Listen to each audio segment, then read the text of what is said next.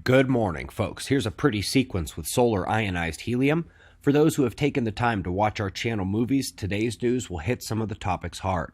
Let's get right into it at spaceweathernews.com, and we find the last day on our star without much to note other than the visibility of the incoming coronal hole. Unlike the last two, this one is coming in on the equator. The solar wind has been slightly variable, both in kinetic telemetry and in magnetism. These fluctuations are minor, they have lasted for days. We have yet to see the intensified coronal hole stream that these often precede, and that lack of stability for days continued earlier this morning with yet another dip into magnetospheric unrest. As I click through a little seismic surge that's happened in the West Pacific the last 12 hours, please know that the last magnitude 6 earthquake was 17 days ago. Earth expects to see them 3 times per week. This indicates that a tremendous amount of seismic pressure has been building up, and with an equatorial coronal hole incoming, we must set a watch for excess magnitude events as we approach the weekend. Other quick notes: New Zealand avocado farmers taking a large loss as a harsh hailstorm batters the agro region there. Not quite as hard as the deluge that came down in Nigeria, however. Homes, businesses, and infrastructure inundated, hundreds of them. So folks, the reason we were able to forecast California's big quake this year was that the U.S. coastlines follow very different seismic patterns than the rest of the Ring of Fire. Here is a bit more on that from Los Alamos, sharing how the slow slip buildup at Cascadia likely matches one of their lab tests, but not a whole lot of other fault zones on Earth, and that the pressure is building now to a fault rupture and a fault failure, but they don't forecast when that will occur. We'll go out next to Mars. Nice shot here from Roscosmos of the northern icy dunes near the Martian North Pole. Should be starting to melt soon for the Martian season.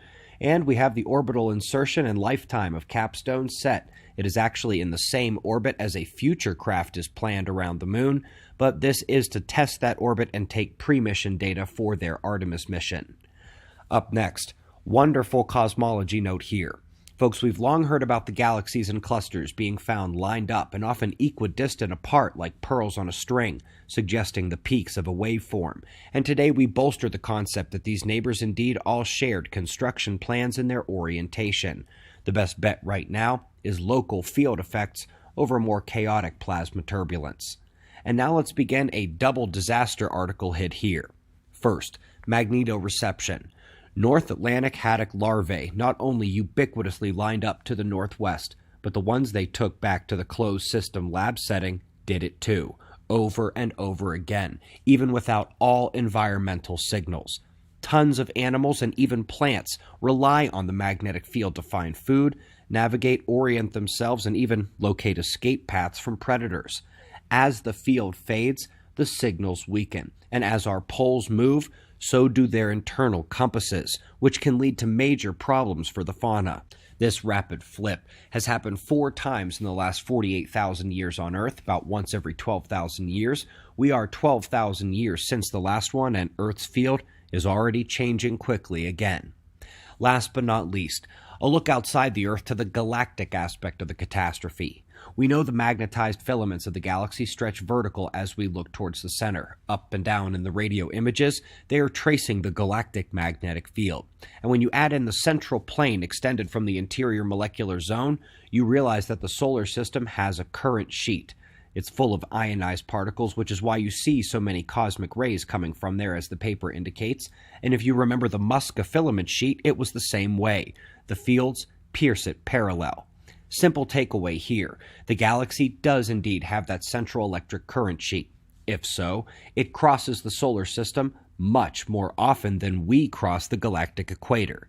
It represents a galactic magnetic reversal, ion bombardment, and dust inundation, and when it hits our sun, there is no telling just how bad it could be, only that it must happen based on the simple physics in comparison with our own solar system. We greatly appreciate your support. Our 3 movies are staying linked down there as catch-up resources if you need them. They're also on the homepage of suspiciousobservers.org and our channel homepage. Both of those are great resources, by the way. We've got wind map forecasts and shots of our star to close. We'll do this all again tomorrow, right here, but right now it's 4:20 a.m. in the new Valley of the Sun. Eyes open, no fear. Be safe, everyone.